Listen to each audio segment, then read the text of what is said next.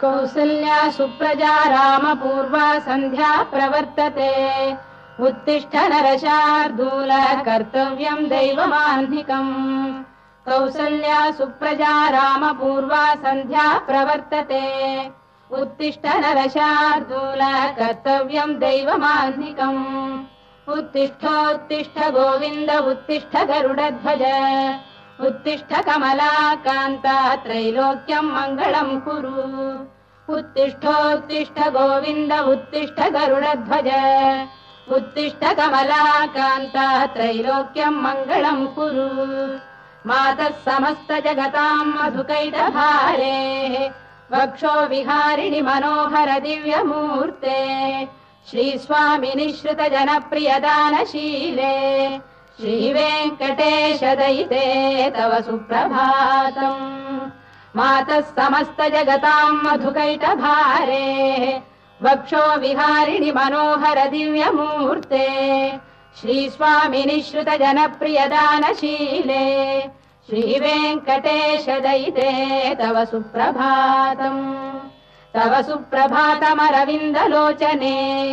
भवतु प्रसन्नमुख चन्द्रमण्डले विधिशङ्करेन्द्रवनिताभिरर्चिते वृषशैलनाथ दयिते दयानिधे अत्र्यादिसप्तऋषयः समुपास्य सन्ध्याम् आकाश सिन्धु कमलानि मनोहराणि आदाय पादयुगमर्चयितुम् प्रपन्नाः शेषाद्रिशेखर विभो तव सुप्रभातम् पञ्चाननाब्ज भव षण्मुखवासवाद्याः त्रैविक्रमादिचरितम् विबुधा स्तुवन्ति भाषापतिः पठति वासर शुद्धिमारात् शेषाद्रिशेखर विभो तव सुप्रभातम् ईषत् प्रफुल्ल सरसीरुहनारिकेल पूगद्रुमादिषु मनोहर पालिकानाम् आवाति मन्दमनिलः सह दिव्यगन्धैः शेषाद्रिशेखर विभो तव सुप्रभातम् उन्मील्य नेत्रयुगमुत्तम पञ्जरस्थाः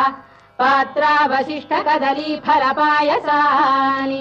भुक्त्वा सलीलमथ केलिशुकाः पठन्ति शेषाद्रिशेखर विभो तव सुप्रभातम् तन्त्री प्रकर्ष मधुरस्वनया विपञ्च गायत्यनन्दचरितम् तव नारदोऽपि भाषा समग्रमसहृत्करचार रम्यम् शेषाद्रिशेखर विभो तव सुप्रभातम् भृङ्गावळी च मकरन्दरसानुविद्ध जङ्गारगीत निनदैः सह सेवनाय वीर्यात्युपान्त सरसी कमलोदरेभ्यः शेषाद्रिशेखर विभो तव सुप्रभातम् योषा गणेन वरदध्नि विमथ्यमाने घोषालयेषु दधिमन्थन तीव्र घोषाः रोषात् कलिम् विदधते ककुभश्च कुम्भाः शेषाद्रिशेखर विभो तव सुप्रभातम् पद्मेश मित्र शतपत्र गतालिवर्गाः हर्तुम् श्रियम् कुवलयस्य निजाङ्गलक्ष्म्या भेरी निनादमिव बिभ्रति तीव्रनादम् शेषाद्रिशेखर विभो तव सुप्रभातम् श्रीमन्नभीष्टवरदाखिल लोकबन्धो श्री श्रीनिवास जगदेक दयैक सिन्धो श्रीदेवतागृह भुजान्तल दिव्यमूर्ते श्रीवेङ्कटाचलपते तव सुप्रभातम् श्रीमन्नभीष्टवरदाखिल लोकबन्धो श्री श्रीनिवास जगदेक दयैक सिन्धो श्रीदेवतागृह भुजान्तर दिव्यमूर्ते श्रीवेङ्कटाचलपते तव सुप्रभातम् श्रीस्वामि पुष्करिणिकाप्लव निर्मलाङ्गाः श्रेयोर्थिनो हर विरिञ्च सनन्दनाद्याः द्वारे वसन्ति वरवेत्र हतोत्तमाङ्गाः श्रीवेङ्कटाचलपते तव सुप्रभातम् श्रीशेषशैल गरुडाचल वेङ्कटाद्रिनारायणाद्रिवृषभाद्रिविषाद्रिमुख्याम् आख्याम् त्वदीय वसतेरनिशम् वदन्ति श्रीवेङ्कटाचलपते तव सुप्रभातम् सेवापराः शिव सुरेश कृशानुधर्म रक्षोऽम्बुनाथ पवमान धनाधिनाथाः बद्धाञ्जलि प्रविलसन्निज शीर्षदेशाः श्रीवेङ्कटाचलपते तव सुप्रभातम् घाटीषु देवि खगराज मृगाधिराज नागाधिराज गजराज हयाधिराजाः स्वस्वाधिकारमहिमाधिकमर्थयन्ते श्रीवेङ्कटाचलपते तव सुप्रभातम् सूर्येन्दुभौमबुधवाक्परिकाव्यसौरिस्वर्भानुकेतुदिविषत्परिषत्प्रधानाः त्वद्दासदासचरमावधिदासदासाः श्रीवेङ्कटाचलपते तव सुप्रभातम् त्वत्पादधूलिभरितस्फुलितोत्तमाङ्गाः स्वर्गापवर्गनिरपेक्ष निजान्तरङ्गाः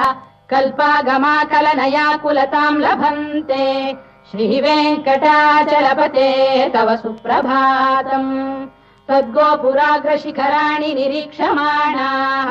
स्वर्गापवर्गपदवीम् परमाम् श्रयन्तः मर्त्या मनुष्यभुवने मतिमाश्रयन्ते श्रीवेङ्कटाचलपते तव सुप्रभातम् श्रीभूमिनायक दयादिगुणामृताब्धे देवादिदेव जगदेक शरण्यमूर्ते श्रीमन्ननन्त गरुडाधिभिरर्चिताघ्रे श्रीवेङ्कटाचलपते तव सुप्रभातम् श्रीपद्मनाभ पुरुषोत्तम वासुदेव वैकुण्ठ माधव जनार्दन चक्रपाणे श्रीवत्स चिह्न शरणागत पारिजात श्रीवेङ्कटाचलपते तव सुप्रभातम् कन्दर्पदर्पहर सुन्दर दिव्यमूर्ते कान्ताकुजाम्बुरुह कुड्मललोल दृष्टे कल्याण निर्मल गुणाकर दिव्य कीर्ते श्रीवेङ्कटाचलपते तव सुप्रभातम् मीनाकृते कमठकोल नृसिंहवर्णिन् स्वामीन् परश्वत तपोधन रामचन्द्र शेषांश रामय दुनन्दन कल्किरूप श्रीवेङ्कटाचलपते तव सुप्रभातम् लेलालवङ्ग घनसार सुगन्धितीर्थम् दिव्यम् वियस्सरिति हेम घटेषु पूर्णम् धृत्वाद्य वैदिक शिखामणयः प्रहृष्टाः तिष्ठन्ति वेङ्कटपते तव सुप्रभातम् भास्वानुदेति विगचानि सरोरुहाणि सम्पूरयन्ति निनदैः कगुभो विहङ्गाः श्रीवैष्णवाः सततमर्थितमङ्गलास्ते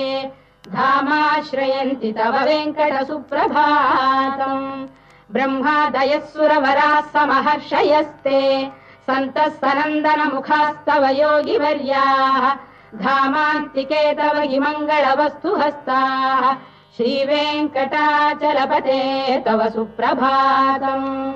लक्ष्मीनिवास निरवद्य गुणैक सिन्धो संसार सागर समुत्तरणैक सेतो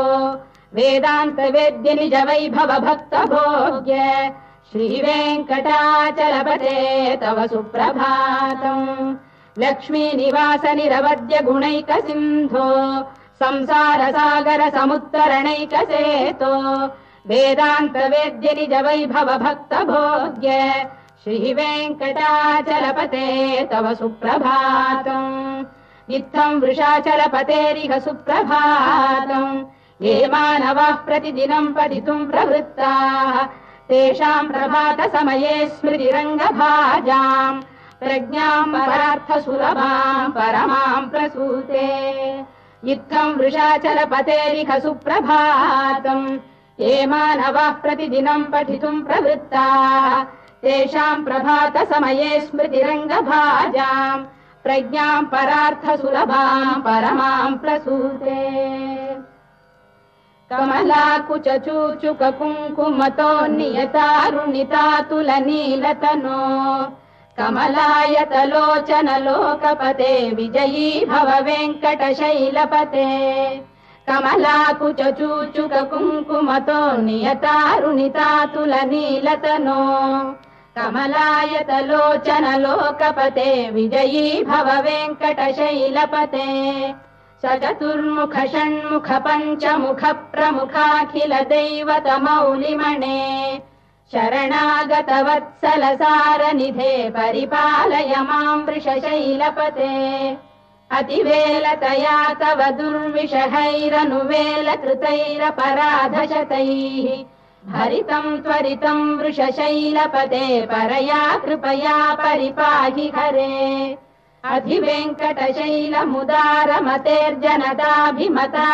अधिवेङ्कटशैलमुदारमतेर्जनदाभिमताधिकदानरतात् परदेवतया गदितान्निगमै कमलादयितान्न परम् कलये कलवेणुरवावशगोपवधू शरकोटिवृता स्मरकोटिसमात् प्रतिवल्लविकाभिमतात् सुखदात् वसुदेवसुतान्न परम् कलये अभिराम गुणाकरदाशरथे जगदेकधनुर्धर धीरमते रघुनायक राम रमेश विभो वरदो भवदेव दया जलधे अवनीतनया कमनीयकरम् रजनीकर चारुमुखाम्बुरुहम् रजनीचर राजतमो मिहिरम् महनीयमहम् रघुराममये सुमुखम् सुहृदम् सुलभम् सुखदम् स्वनुजम् च सुखाय ममोघशरम् अपहाय रघुद्वहमन्यमहम् न कथञ्चन कञ्चन जातु भजे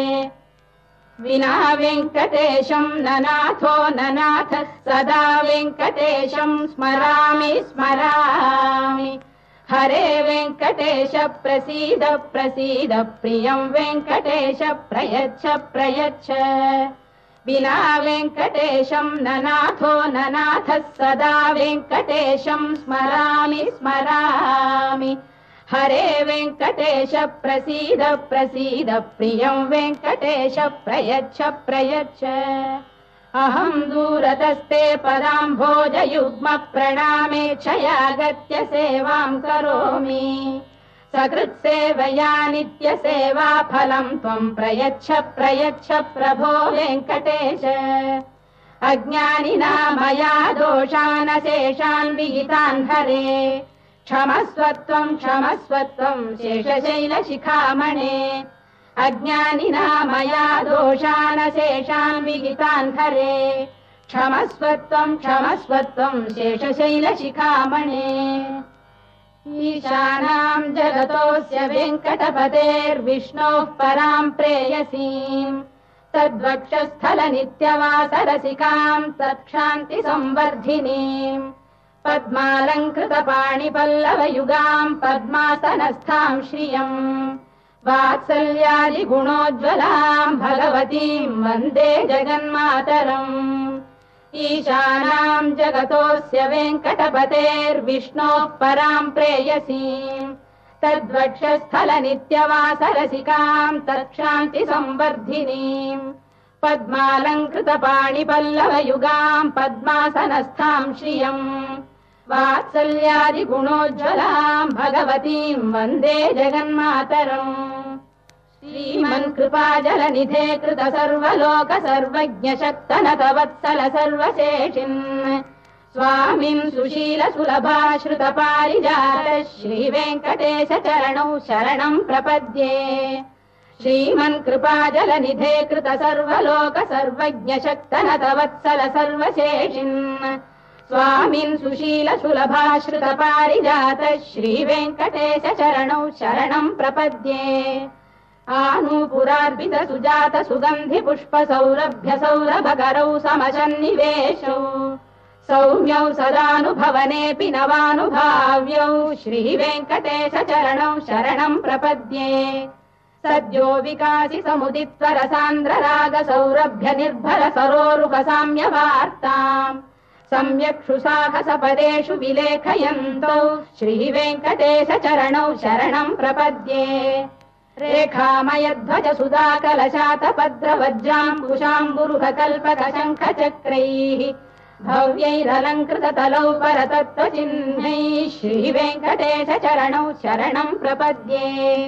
ताम्रोदरद्युति पराजित पद्मरागौ बाह्यैर्महोभिरभिभूत महेन्द्र नीलौ उद्यन्नखांशुभिरुदस्त शशाङ्कभासौ श्रीवेङ्कटेश चरणौ शरणम् प्रपद्ये सप्रेम भीति कमलाकर पल्लवाभ्याम् संवाहनेऽपि सबदिक्लममादधानौ कान्ताववाङ्मनसगोचरसौ कुमार्यौ श्रीवेङ्कटेश चरणौ शरणं प्रपद्ये लक्ष्मीमहीतदनुरूप निजानुभाव नीलादिदिव्यमहिषीकरपल्लवानाम् आरुण्य संक्रमणतः किल सान्द्ररागौ श्रीवेङ्कटेश चरणौ शरणं प्रपद्ये नित्यानमद्भिः शिवादि किरीटकोटि प्रत्युक्तदीप्त नवरत्नमः प्ररोहैः नीराजना विधिमुदारमुपादधानौ श्रीवेङ्कटेश चरणौ शरणं प्रपद्ये विष्णौ पदे परम इत्युदित प्रशंसौ यौ मध्व उत्स इति भोग्यतयाप्युपातौ भूयस्ततेति तव पाणितल प्रतिष्ठौ श्रीवेङ्कटेश चरणौ शरणं प्रपद्ये पार्थाय तत्सदृशसारथिना त्वयैव यौ दर्शितौ स्वचरणौ शरणं व्रजेति भूयोऽपि मह्यमिहतौ करदर्शितौ ते श्रीवेङ्कटेश चरणौ शरणं प्रपद्ये मन्मूर्धिकालियपणे विकटाटवीषु श्रीवेङ्कटाद्रिशिखरे शिरसि श्रुतीनाम् चित्तेऽप्यनन्यमनसां सममाहितौ ते श्रीवेङ्कटेश चरणौ शरणं प्रपद्ये अम्लानघृष्यदवनीतलकीर्णपुष्पौ श्रीवेङ्कटाद्रिशिखराभरणायमानौ आनन्दिताखिल मनोनयनौ तवैतौ श्रीवेङ्कटेश चरणौ शरणं प्रपद्ये प्रायः प्रपन्न जनता प्रथमावगाह्यौ मातुस्तनाविव शिशोरमृतायमानौ प्राप्तौ परस्पर तुलामतुलान्तरौ ते श्रीवेङ्कटेश चरणौ शरणं प्रपद्ये सत्त्वोत्तरैः सतत सेव्य पदाम्बुजेन संसारतारकदयार्द्रदृगञ्चलेन सौम्योपयन्तृमुनिना मम दर्शितौ ते श्रीवेङ्कटेश चरणौ शरणं प्रपद्ये सत्त्वोत्तरैः सतत सेव्य पदाम्बुजेन संसारतारकदयार्द्रदृगञ्चलेन सौम्योपयन्तृमुनिना मम दर्शितौ ते श्रीवेङ्कटेश चरणौ शरणं प्रपद्ये श्रीशश्रिया घटिकया त्वदुपाय भावे प्राप्ये त्वयि स्वयमुपेय दया स्फुरन्त्या नित्याश्रिताय निरवद्य गुणाय तुभ्यम् श्याम् किङ्करो वृषगिरीश न जातु मह्यम् श्रीशश्रिया घटिकया त्वदुपाय भावे प्राप्ये त्वयि स्वयमुपेय दया स्फुरन्त्या नित्याश्रिताय निरवद्य गुणाय तुभ्यम् श्याम् किङ्करो वृषगिरीश न जातु मह्यम् श्रियकान्ताय कल्याणनिधये निधयेऽर्थिनाम् श्रीवेङ्कटनिवासाय श्रीनिवासाय मङ्गलम् श्रियकान्ताय कल्याणनिधये निधयेऽर्थिनाम् श्रीवेङ्कटनिवासाय श्रीनिवासाय मङ्गलम् लक्ष्मी सविभ्रमालोक सुभ्रू विभ्रम चक्षुषे चक्षुषे सर्वलोकानां वेङ्कटेशाय मङ्गलम् श्रीवेङ्कटाद्रिशृङ्गाग्रमङ्गलाभरणाङ्गये मङ्गलानां निवासाय श्रीनिवासाय मङ्गलम् सर्वावयव सौन्दर्य सम्पदा सर्वचेतसाम् सदा सम्मोहनायास्तु वेङ्कटेशाय मङ्गलम्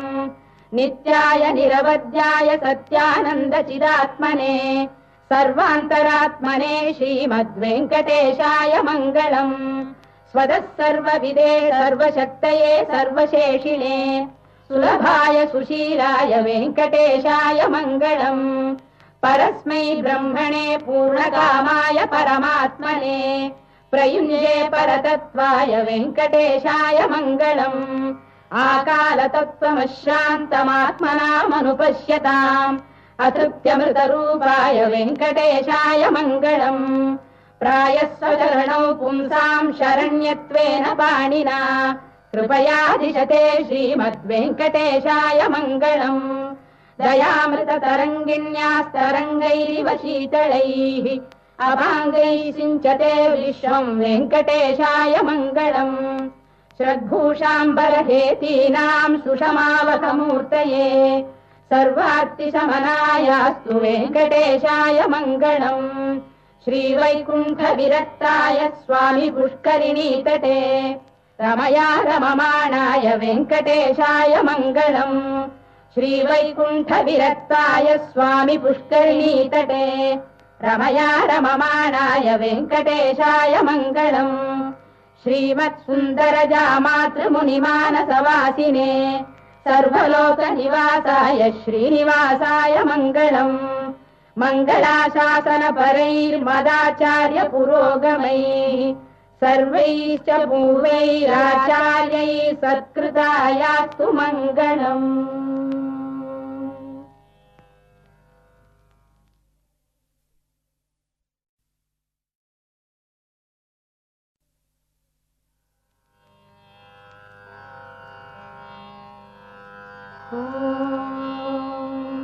कौसल्या सुप्रजा रामपूर्वा सन्ध्या प्रवर्तते उत्तिष्ठ नरशार्दूल कर्तव्यं दैवमाह्निकम्। कौसल्या सुप्रजा रामपूर्वा सन्ध्या प्रवर्तते।